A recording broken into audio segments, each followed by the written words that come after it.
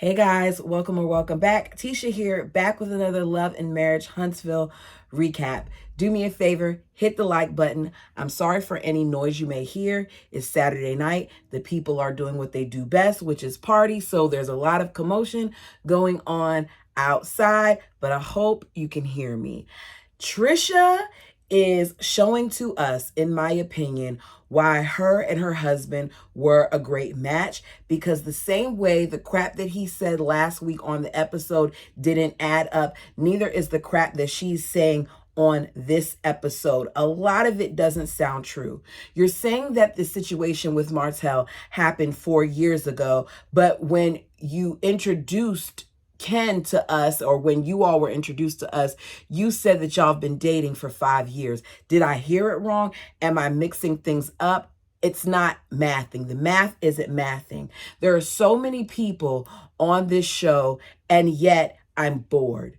Something needs to happen. But let's go ahead, get into it. Hit the like button. If there's something that I forget to say and you want to talk about it, feel free to write it down below. So Stormy and Courtney move into their new warehouse.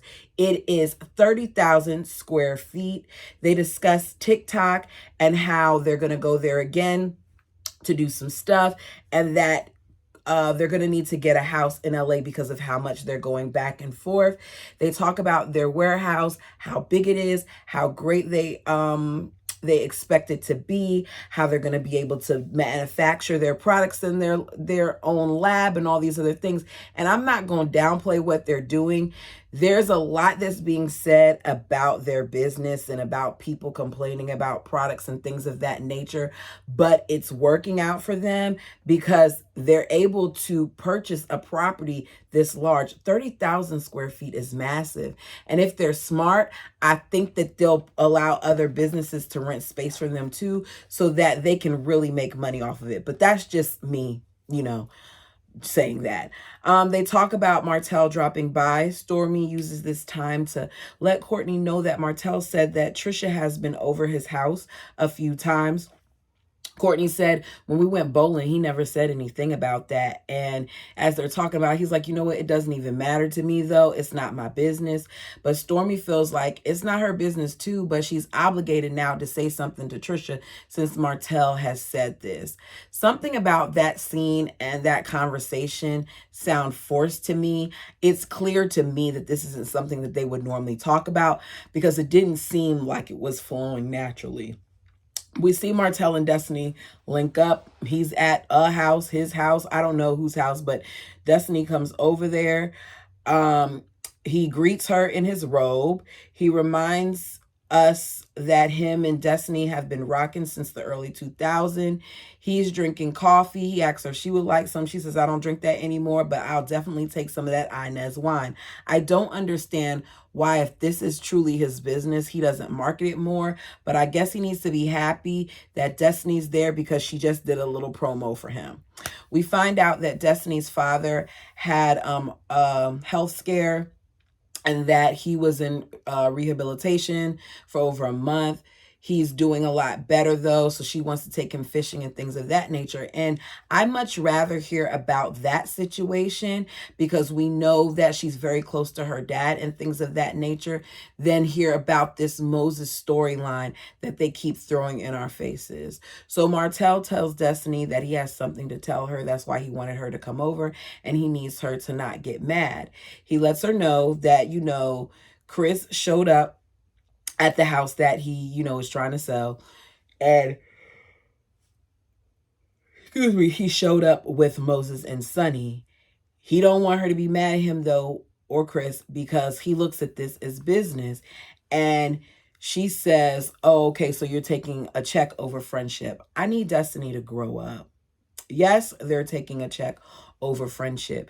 Your friendship doesn't matter. If they move in there, they move in there. No one says that you have to see them. But Destiny really feels like people are supposed to have an allegiance to her. Now, maybe she can feel whatever way she wants to feel about Martell, but I don't really feel like her and Chris are that close, even though she's trying to make it seem like she is, or her and any of the members of the cast are that close. When Destiny wasn't on the show, they won't check her for Destiny. But now that she's back and Mel is slowly fading out, it seems like she is. Destiny finds it odd that all of a sudden that he wants to move there, that she feels like he's doing it to be closer to her. He didn't do it when he was with you. You guys were in a long distance relationship. So obviously him coming there now isn't for you. I think it's more so for the show. Martell talks about how, they talked, and he obviously still has a thing for Destiny, especially if his business is, named after her son. And we get a flashback and we see that one of the things that they discussed was his business, which is called Justice Law Logistics. Sunny is like, it's no big deal. She doesn't have a problem with it. He named it that, when they were first with, when he was first with Destiny, he started that business and yada, yada, yo. And as she's talking and we're getting flashbacks and Martell is telling us the story, I'm just looking like, this is creepy. I don't feel like Sunny got it all together or Moses has it all together, because why would you want to have a business named after her child and a child that you wanted to name your child? Does that mean if when you and Sunny are successful with getting pregnant that you're going to name your first child Justice? That's a little odd. She wants to know why they were talking about her if it was just business. And he was like, we were just having conversation. And she was like, oh, so you let him tell you his little sob story and whatever else. And he's like, look, bottom line is I feel like he wants you. He probably wants the both of you. Destiny says, you and him probably can relate to each other because the both of y'all want a lot of chicks. She says it's strange that they are working with people that they know that she's friends with. They know people from the show. Well, let me not say they. Sunny knows people from the show. So I'm not surprised that she would try to work with someone from the show. Also, her working with someone from the show gets her on the show. Let's be clear, Destiny.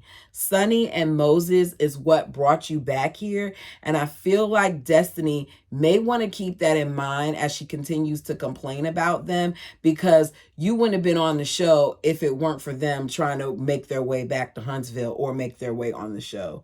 Destiny feels like they're trying to infiltrate her friend circle and move to Alabama. I don't understand who her friend circle consists of, because as I said before, I don't really feel like a lot of them were friends with Destiny. End scene. We get to Destiny and Trisha. They're meeting up at the gym. I'm looking and I'm feeling like a lot of people don't go to the gym in Huntsville because the area that they're in is very empty. They make small talk while working out. Stormy arrives, talks about how great everything is with business and how she's just getting back from doing her TikTok shop. And Destiny lets us know she's inspired by Stormy because despite the ups and downs of her business, that right now she's on top and she's come out of it and she can relate to that, which is why she's trying to do the candle thing. I don't understand the candle line. If you want to have Madani, then do what you got to do to have Madani. I don't know what exactly went wrong with her business, but these hair stores are constantly getting people. I know I go to a couple of them when I want different things. So I don't understand where the disconnect was for her and her business.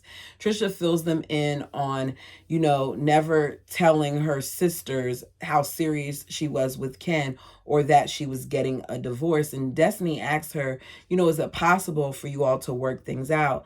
I feel like it's odd that Destiny of all people is sitting here asking her these questions about her marriage situation and what went wrong and things of that nature, when we still to this day don't know exactly what went wrong with Destiny and her husband. Now, she's said some things after the fact that he is currently, I understand, suing her for, but she still never said like this was a problem and this was a problem and this was a problem. She was very quiet. And I get that by law, maybe she's not allowed to say certain things, or maybe she wants to protect her son, but don't dig into her situation if you're not willing to dig into yours.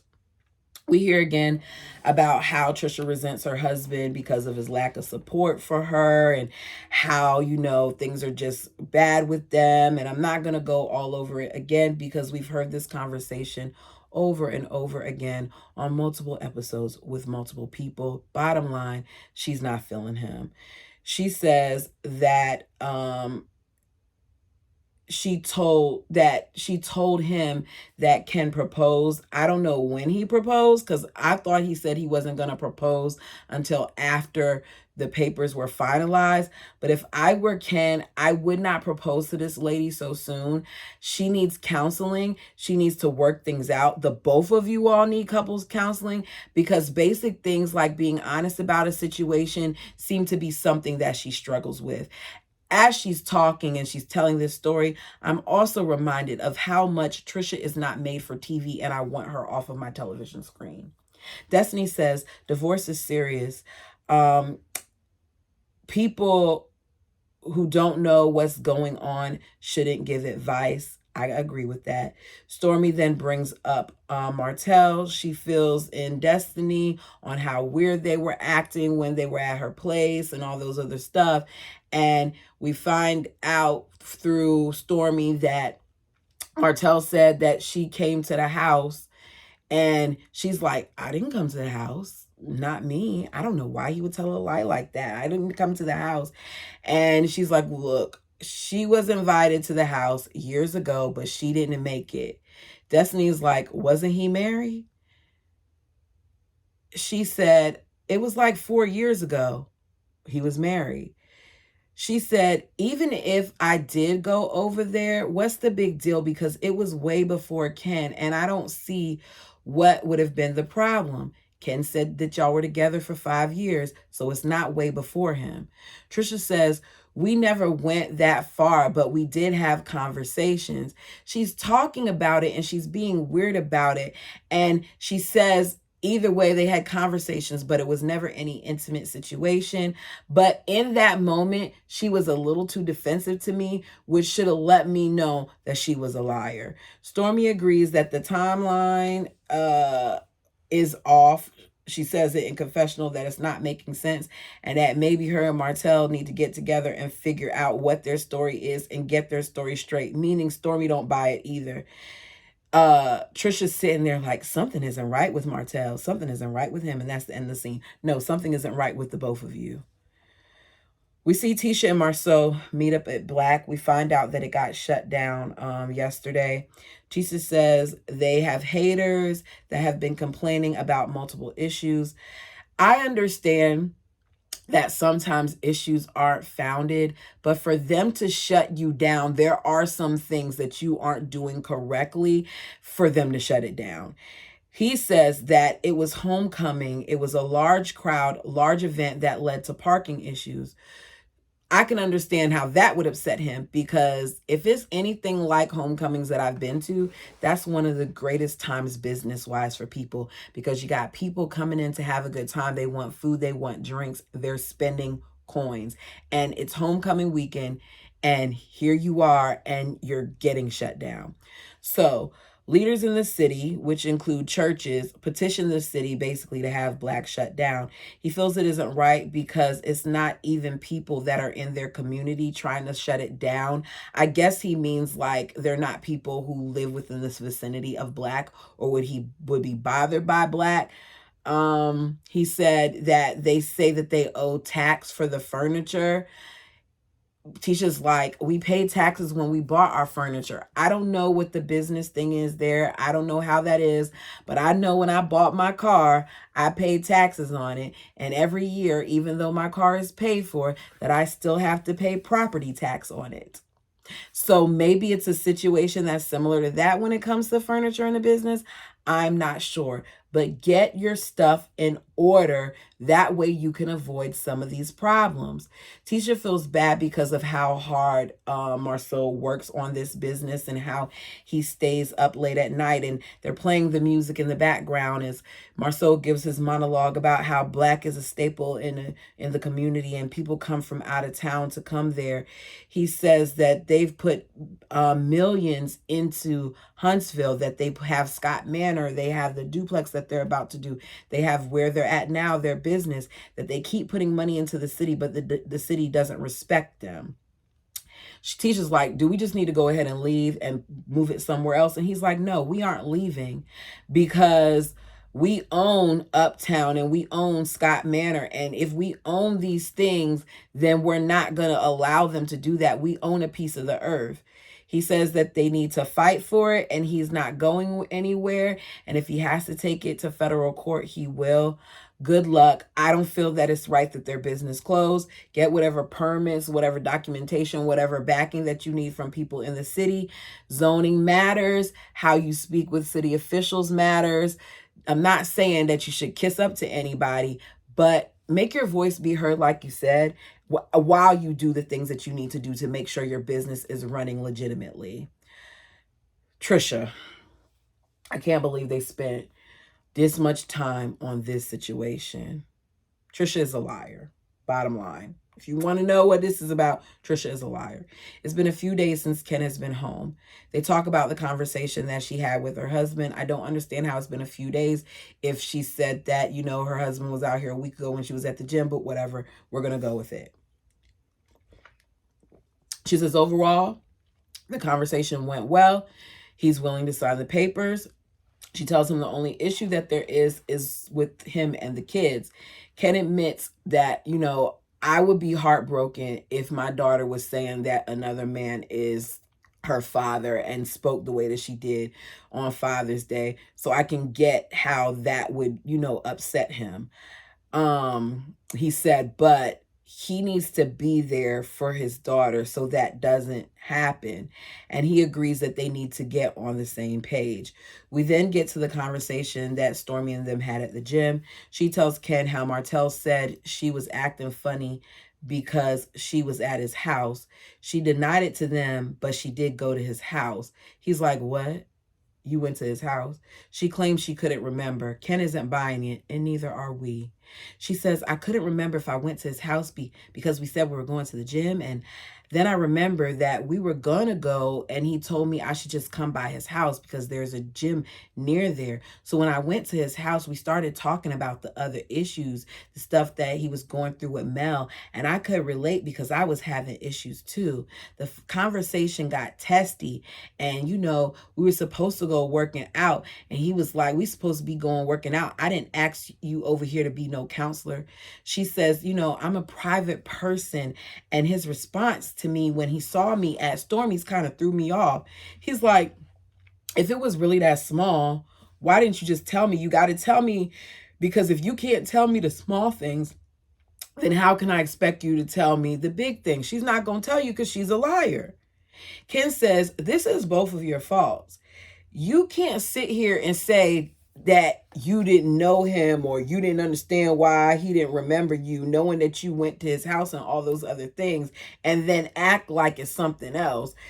Ken says that he feels like him wanting to be trained or whatever, a man wanting a woman to train him, is a guy's, that most of the time whenever a woman asks him to be trained, she wants to be trained, meaning it turns into something else. He says, look, it's going to piss me off if I feel like somebody is playing in my face. I can be nice or I can be mean. So what happened that you couldn't tell me the truth? She said it's because it wasn't serious. So she's not taking any accountability and lying to him. None. She says, I regret not telling him. He says, look, it was before me. Your past is your past. She says, I don't have a past. Trisha needs counseling. He gives her a scenario about how would you feel if it was destiny and you ended up finding out that something was going on and she came to my house and whatever. And she was like, okay, I would be upset. And they go back and forth about it a little bit. Bottom line is he wants her to tell him the truth and not let people play in his face. Don't give people stuff to use against him. She keeps talking about how private she is. And if you're so private, then why are you on TV? Get off TV. We would love it if you would go away because you're boring and you're a liar. And I don't like, I have yet to appreciate any scene with her. He says, is there anything else that you need to say or you have to tell me? She says, no. He's like, are you sure? And she says, yeah, I'm sure I'm positive. And that was the end of it. You all tell me what you thought of this episode. What do we think about Trisha? That's my question. That's my question for the night. What do we think about Trisha? Because Trisha is on my nerves. And Ken, you need to run. Like, seriously. You talk about marrying this woman. She's not ready for marriage. She hasn't even dealt with the death of her parents or her sister. She has a lot of demons. And when you have someone who isn't emotionally healthy, who can't do something as simple as tell you the truth, she didn't have to tell you on camera. When y'all went to lay to bed that night and the cameras were gone, she could have told you the truth about the situation. She didn't forget. She knew it, which is why she was so offended when he saw her. And I wouldn't be surprised if she's still lying. And I hate that. Martell was telling the truth. Look at that. He didn't lie for once. He told the truth. And here she is downplaying it. Leave your thoughts down below. Until next time.